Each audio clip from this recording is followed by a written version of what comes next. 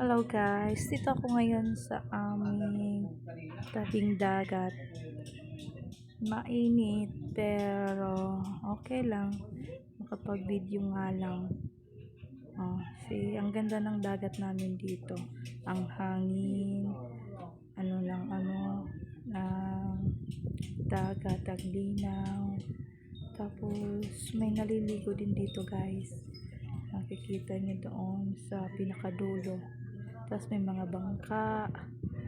Yan yung ginagamit papuntang laot, sakyang pandagat.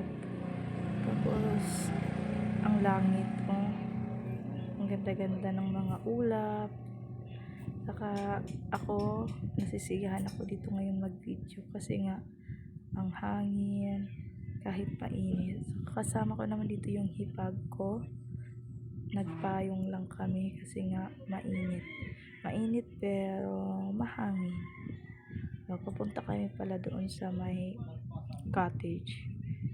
So, ayan guys. Thank you for watching.